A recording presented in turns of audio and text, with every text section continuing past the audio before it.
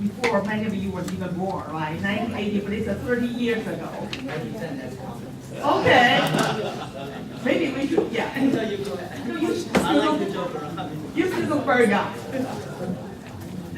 And he first earned his MBA degree from University of Minnesota, and with a concentration in international business.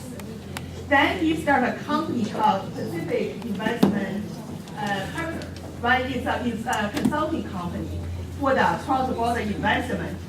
And he currently is the China Plus Capital, right? The company, okay. He worked in many multinational companies like 3M, GM, General Mills, many companies. Also, he has like a board and a director position on many committees. This is just one of them, the National Committee of U.S.-China Relations. That's why we invited him, we had an opportunity to hear from him. He also has a lot of business in China, still in China, especially in Tianjin city, right, a lot of companies. Maybe, Brian, maybe you can continue your self-introduction and start your presentation. Yeah.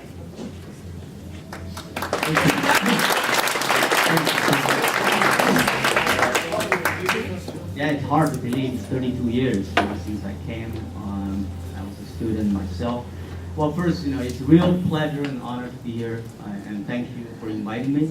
And of course, I want to thank the committee too. This is, like I said, the 10th time. I'm very proud to be a member of the committee. I joined in 1999, so it's been certainly a very rewarding and gratifying experience for me. In terms of background, I am a very fortunate person, a blessed person. I grew up in China, lived in poverty. I guess beyond really, to describe the poor or humble background, it's hard to do that. And then today, I'm a proud American citizen, living in a nice suburb in Minneapolis. And, so I have a wonderful family and a lot of friends. So again, I feel very fortunate. And thank you for inviting me.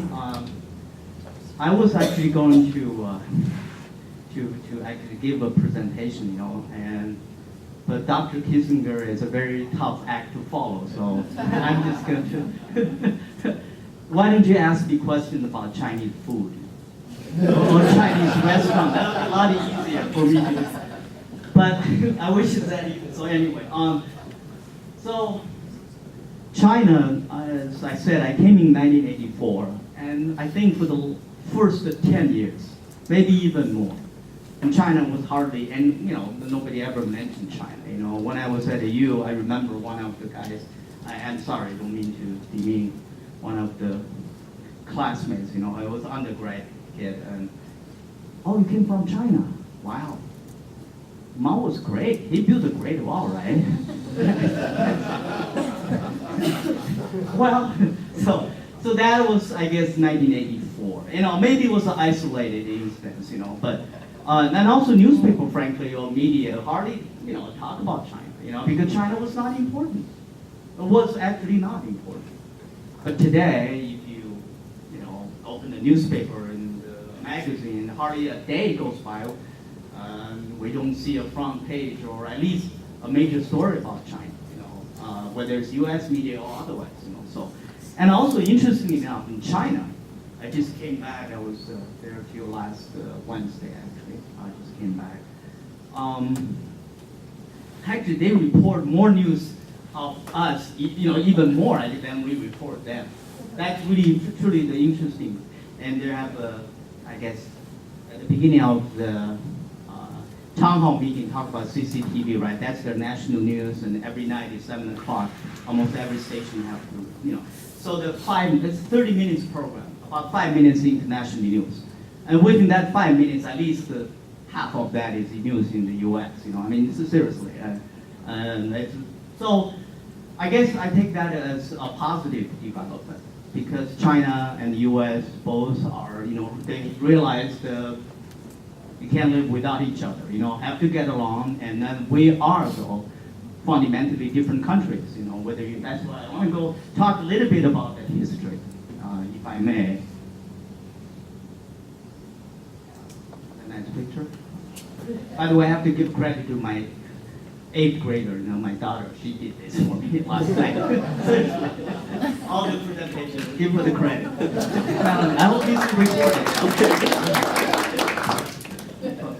So anyway, the history. China, people ask about China, and so it's very difficult. So China history, frankly, I have to admit, I had to Google, so the number may not be correct. The first dynasty is supposed to be the Xia dynasty, right?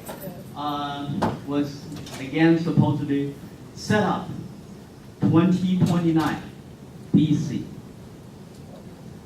So you add 2016, that's 4059 or something like that. I guess who is counting?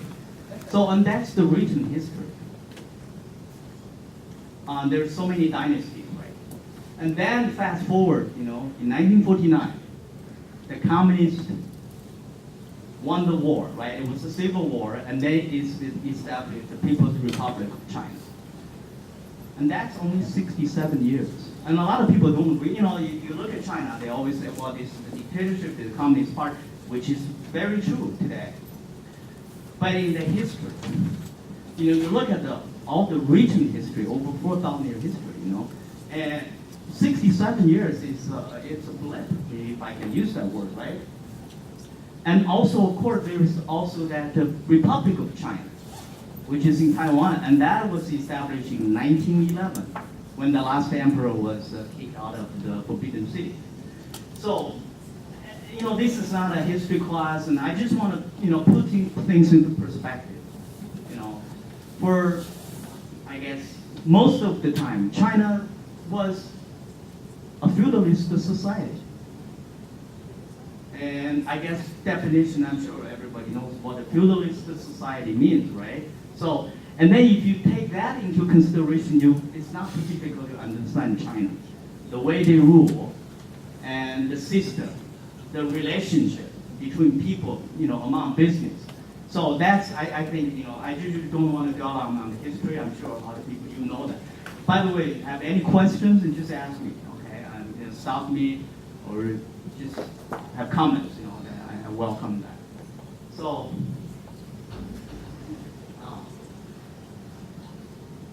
political and economic system. So again, we talk about history. So today, let's talk about today, China. If I may, I'm going to use the word dictatorship. I'm going to use the word authoritarian system or regime. I mean, that's really what it is. It's not a democracy. It's not even a parliamentary democracy. Forget about one vote, one person, right? I mean, no. So, but this is not an anthropology class. But that's political system. That's what it is. And they can call whatever they call themselves. But that's what I really think people should realize. That you're dealing with authoritarian, to say mildly, a system, regime there. So the rules can be changed, law can be amended. I don't know how many times they have amended their constitution since 1949. So and often, like even today, I mean, I usually spend about half an hour to an hour every day reading the Chinese, you call it media or propaganda, whatever you call it. And just today, I mean, thank God to the, internet. I mean, they try to really suppress the, free flow of information, but not as successful as they like to be. So again, the example just today, there's a child, supposedly, a parent helping a child to purchase some, plastic guns, over internet. And the parent, this is again all over the Chinese internet, just maybe for the next 24 hours, because this is such a sensitive subject, so next thing it's going to be deleted tomorrow. So anyway, long story short, the guy got a life sentence. Yes, for purchasing fake guns, but they look really real. So. And then only 2 days ago, I think 3 days ago, a government official, he was actually only a deputy bureau chief of the National Energy Department. And again, this is their own announcement, the government announcement. The guy also got a life sentence. Well, he got a death sentence, but can be commuted in 2 years. So usually that means a life sentence. And they found 200 million Chinese dollars, so 30 million cash in his apartment, bribery money. And more, double that, that's money they don't even want to disclose. And that guy got the same sentence, you know. So again, what is fair, what is not fair. So I'm just talking about that's the political system. The economic system is a different story. There are a lot of, I guess you call it free enterprise, private ownership of business, but not in a sense, they call it national interest. For instance, like a China Railway, right? I mean, the economy is still mainly controlled by state-owned enterprises. At least half of the economy, the GDP, generated by that. Until China, you know, again, all the major, you know, lifeline-related business, electricity, petrol, aviation, energy, they are all controlled by the government. Of course, there's Alibaba, right? Everybody say, well, that's a free enterprise. It is. But you know, again, Alibaba, this is a different story. You really have, I'll tell you Alibaba a little bit. Alibaba, just a few years ago, then we have a US company called PayPal, right? Everybody knows. And then Alibaba copied that. There is a equivalent of PayPal. And then they have, I don't know how to translate it. They call it Yulebo. Like, say for instance, you're eBay. You want people to, you know, you buy stuff, you apply them to sell stuff. So people then, and Alibaba have the same platform. They said, well, you know, you're going to buy $100 this month. You're going to buy another $100 next. Why don't you put $1,000 here? You can spend up, you know, whatever the amount that you have, and then if you don't spend, I'll pay your interest. And that's actually illegal anywhere, frankly, even in China. Because you don't have banking license, you're taking deposit. You know, anybody, well, this is after all college of business, right? I mean, this is, yeah, basic. And then again, I remember this was a couple of years ago, governor of Bank of China, the deputy, you know, really said, hey, you can't do that because also the banks didn't like that either, you know, because you have no cost, basically, you have no overhead, and then you can take deposit, of course you make a lot of money. And then, I think just a few days after the deputy governor made that announcement, then he had to apologize in public, admitting, I'm sorry, I truly do not understand the new economy, the new way of thinking. I'm really behind. Yeah, the guy had to apologize, you know. So today, they still have the Yulebo. What I'm saying here, the economic system there, yes, the Chinese government has allowed freedom, has allowed free enterprise to start. But so long as you don't interfere with the mainland. I mean, again, I'm perhaps painting a pretty negative picture here, okay? But that's really how I see things. Then, let's move on. The economy, everything in China, you know, this is really I mean, I guess you go to Beijing and Shanghai. Yes, sir. Before you leave the economy, I just came up here. I'm just a regular resident of Mankato, but I'm concerned. Welcome.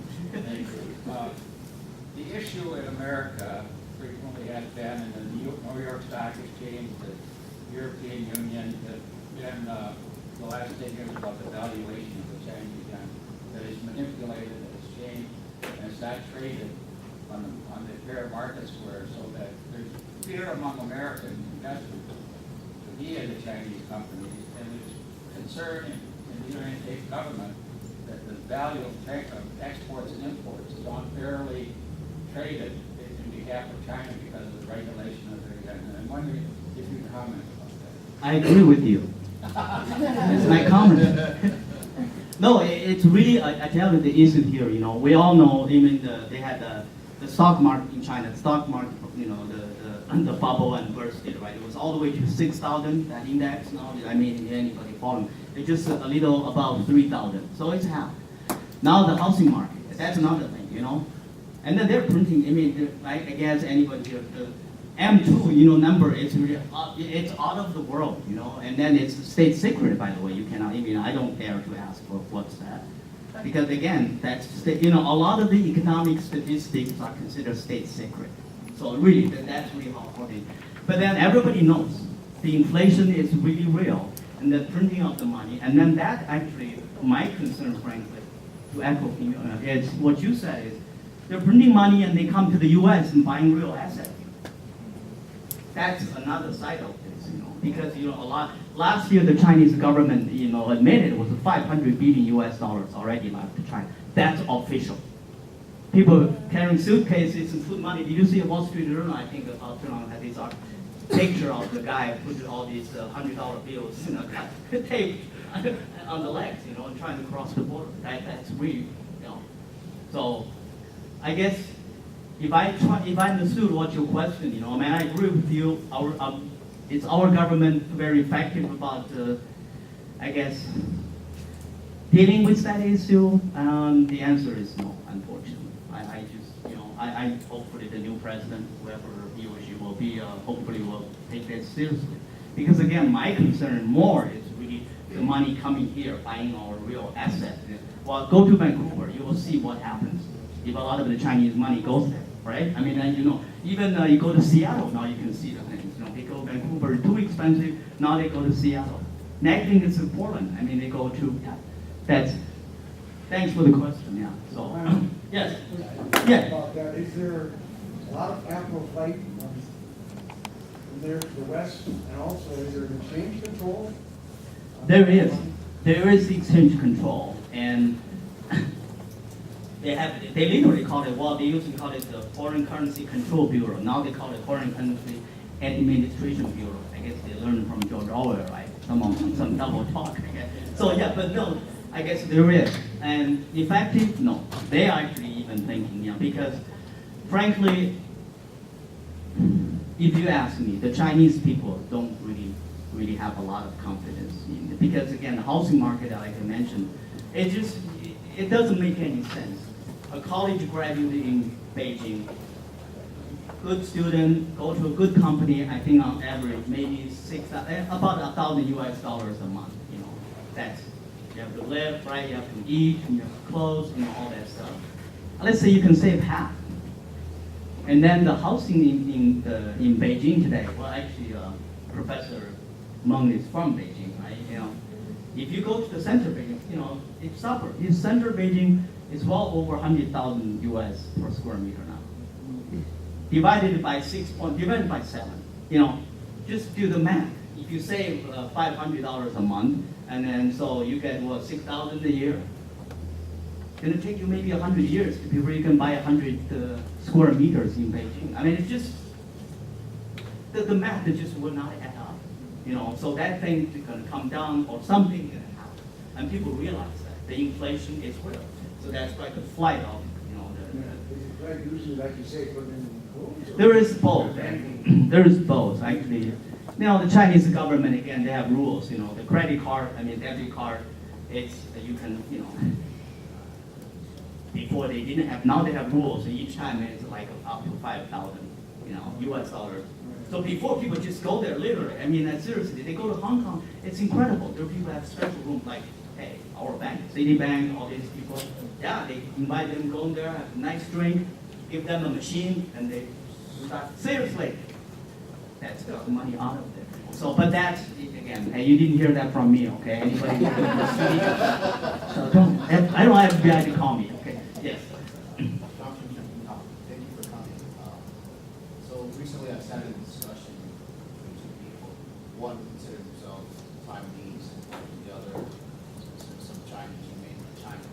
And they were talking, and they were actually debating. One of them was saying, the person from Taiwan said she loved being in Taiwan because they have democracy there. And I was waiting to see what the response from the China person was.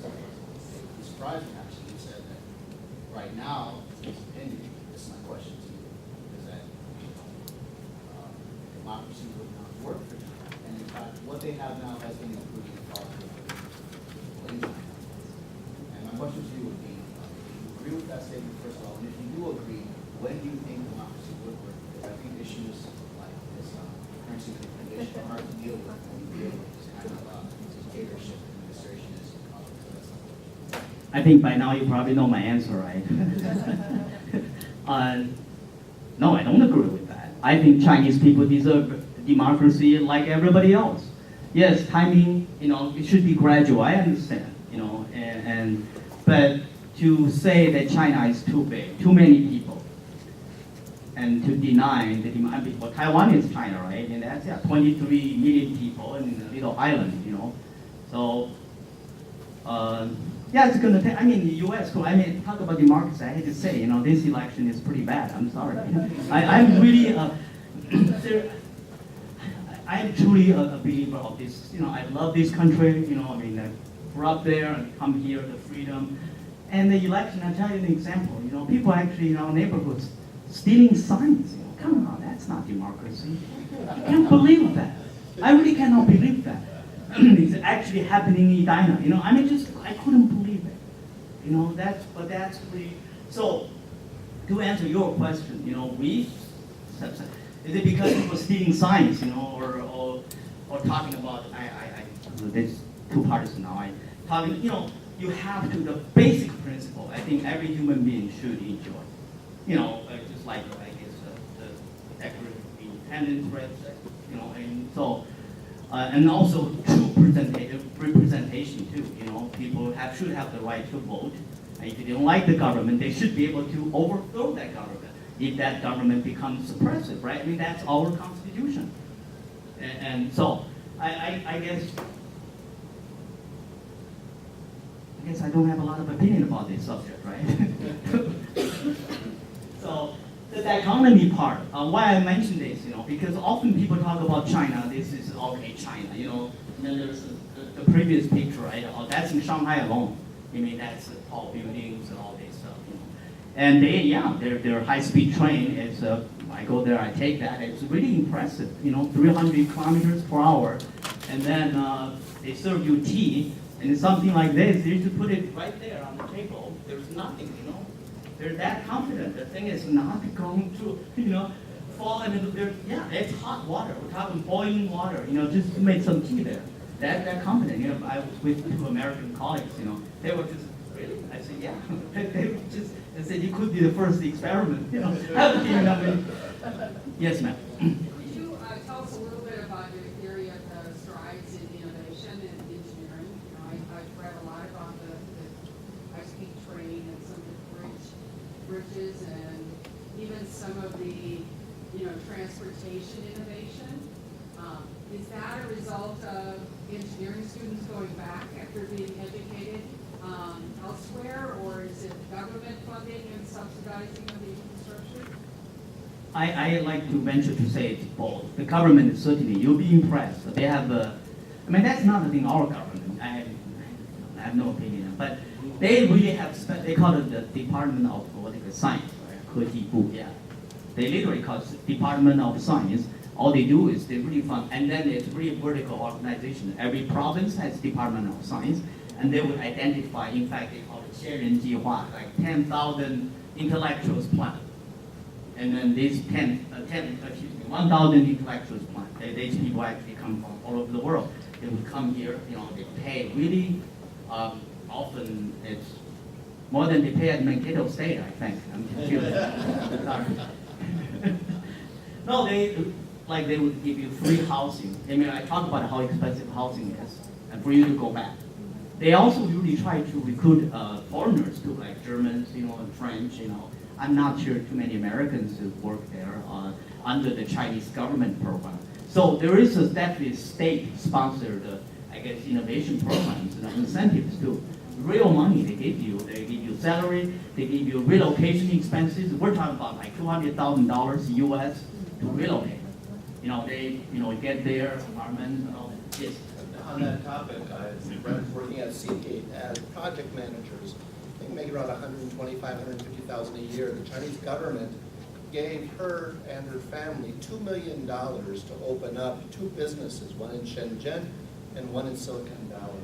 So this is very real money that they're pumping in both on the mainland and international. Yeah. And then they do have the cash. You know, here's the joke in China: we're so poor, all we have is cash. So they would purchase technologies. They do, you know, whether Silicon Valley or, you know, I mean, they. So I guess, you know, I say U.S. high-tech companies should watch out. I mean, they are, I mean, the speed. Well, there's controversy about the high-speed train. Everybody knows, you know, the Chinese. I think it was 10 years ago. They invited the Germans, invited the French, and the Japanese. And they're very good at having them dating against each other, doing all that stuff, and now they come up with that. I mean, it's very controversial, but then what can you do? You already give up that. And then also, frankly, in my early years, I was a consultant. I wasn't working for those companies, but I was a consultant for, GM then. They set up their first operation in Shanghai, the Buick. I couldn't believe that was 1.6 billion, and they didn't want any proprietary, rights. You go anywhere. I mean, we're starting business, right? There is a lot of money involved in developing. That door has to be shut in a certain way, right? It was, why the water doesn't get into the window. I mean, there's a lot of technology and time and money. But the Chinese government, said, well, if you don't, we're going to get Honda. So all the All other presumed. rights just go right to the government then? Is that why it's not an issue, no licensing or anything? then? Exactly. That's really that's, because shame on us. I mean, you go anywhere else, but you don't insist, Even if you have agreement, I tell you, that may not work, and yet you don't. And then that's really the smart part of the Chinese government. They insist on technology transfer. Absolutely. And even, Airbus, they set up their operation in Shanghai, in Tianjin. Yeah, it's assembly line, and then, eventually, I guess again, so. But having said this, it is 1.3 billion people market there, right? I mean, they demand it, and they are smart. They know you want that market. And also, our business people often it's not very long-term oriented, if I may say that. It's very short-term. Especially public trade company.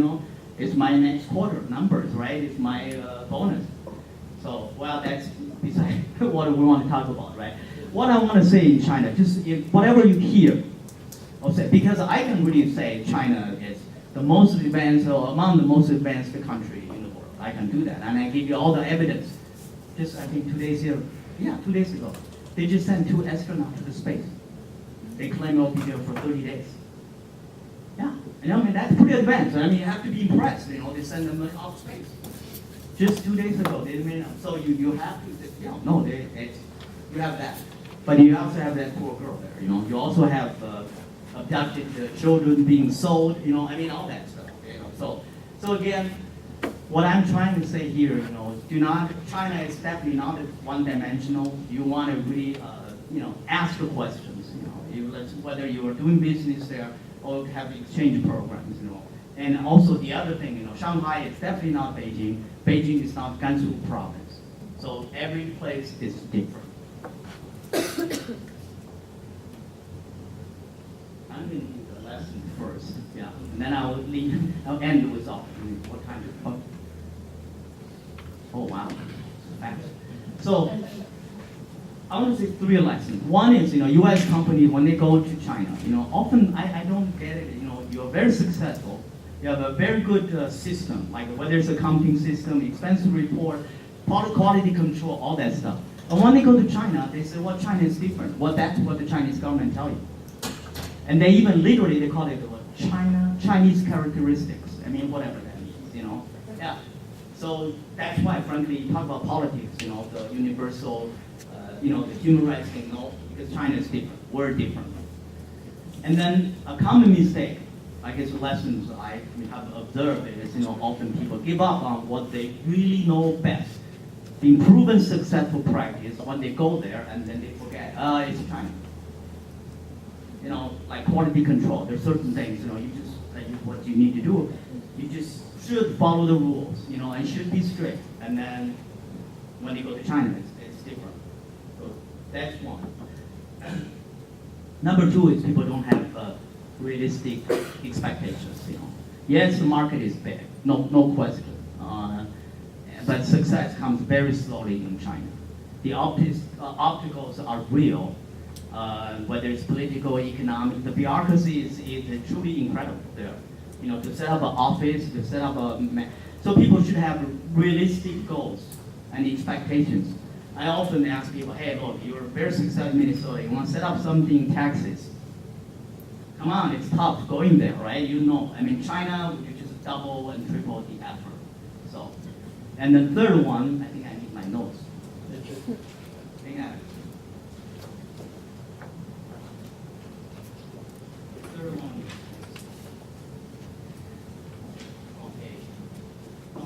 ask me a question? In fact,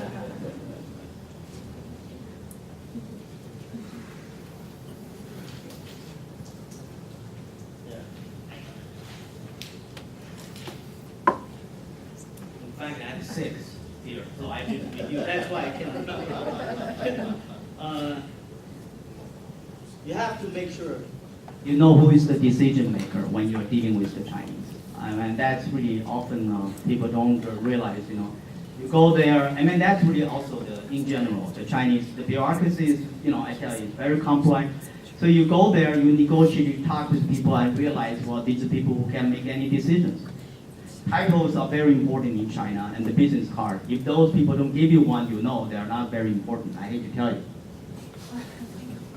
Or they don't want to give you, they are so important, too important. So you need to recognize that. I mean, that's the decision-making process in China also, whether it's technical, mostly, let's say it's a technical issue, you want to sell products there, set up a distribution, So you have to deal with the so-called commerce department on the government side. But also, if you want a distributor, so those people you have to become your employees, become your representative, and all those things. You really want to make sure people who are talking with you can make decisions. I mean, that's really the key. So, opportunities. I just want to end on a positive note. There is opportunities, yeah. And opportunities, I guess, I hope I'm correct. I heard the whole university here, we have less than 50 Chinese students, right? Chinese from China, students from mainland China. Yeah. There's opportunity right there. Seriously, I'm talking about education. The Chinese culture, I talk about all these thousands of years, education is always important. From Confucius, right, supposed to be the first teacher, I guess, first Chinese teacher anyway, who set up schools. And that was, I believe, he died in 230 BC. Yeah. And so, the Chinese people, they like to, I guess, invest in education, if I can use those words. And so, a lot of opportunities. And frankly, if it's only, a few dozen here, I may tell you, in the Twin Cities, Holy Angel High School, right? They have more Chinese students than Mankato University. I'm serious. There's Shattuck, right? That's the boarding school. They have more Chinese students. And then they pay. They do pay. Shattuck is $45,000 a year. It is room and board, but still. And Holy Angels at $25,000. So I'm just saying, the education is really a good opportunity. But also, I really think this sounds corny. You educate people, you understand each other. I mean, there is that benefit too. You know those people, and so chances are you don't fight as much. You can disagree, right? So that's education, both higher education and even, in fact, well, I just meant Holy Angels High School, and the Shattuck is also high school. The people, they come here to go to school. And so and they generate employment, they generate income, so that's, the other one is for, yes? Thinking of opportunities and thinking in regards to agriculture, China has, continued to open up their doors in regards to ag trade, both directions of buying products, but also buying companies here in the U.S. What do you see the long term of trade and agriculture is with China? You're ahead of me. You are. See, I promise. That's number 3, but I'll call it number 2 now. Food-related business is really a big business. Why? Because in China, the GMOs, all that stuff, and Chinese, also the internet, people have a lot of, the government really there does not have really, people just don't trust the label, don't trust the things, one thing, if you buy product in China, food, let's say you buy, and often they say this thing expires in 18 months. But when did it produce? No, you can't find that. Hey, I know it expired in 18 months, but you don't give the stamp when it was produced. It's meaningless. And they do. I give you an example. Walmart, right? American company. They go to China. They become mad. They got caught. Here you have food product, right? There's it's expired on a certain day, right? And Walmart got caught there in Beijing, and their employees this thing expires tomorrow, they relabel them. Seriously. And this is 1 month. So again, when I talk about if it's real, good food, even, Hormel is selling quite a bit, by the way. Their bacon is so, more expensive in China. General Mills products, and they are, the Cheerios, and people are, the middle class, I guess call it the growing middle class, they are demanding good food, real food, they can trust the label. And export is really not that expensive, you can figure out the transportation. So food, and the other thing, food packaging, is related to business. That's a big, because how do you keep the food fresh? I mean, that's really the, somehow they haven't figured it out. I'm even talking, I think Thermo King is a Bloomington office, they make these trucks, right, and refrigerated trucks, all those equipment they're doing very well because people really do demand good, fresh food. And then the rich actually, they send their people to Hong Kong to do shopping. Because again, often the product you get, you don't know the expiration date is real or not. And the other thing, I'm sorry, this is really not a very good picture, but I want to say food business. Like, some people work so hard to make food products. That ingenuity, you can really put into real use. Like the orange, they would put a needle, there to get sugar water in there to increase the weight. Yeah, that's really sad, and then you hear all kind of horrible stories there, We actually, my family, we actually lived in China for 2 years, and it was really U.S. Embassy regularly sent warnings, certain things you don't do, certain food, you be careful, that stuff, yeah. So I don't know if that answers your question or not, but I really think even,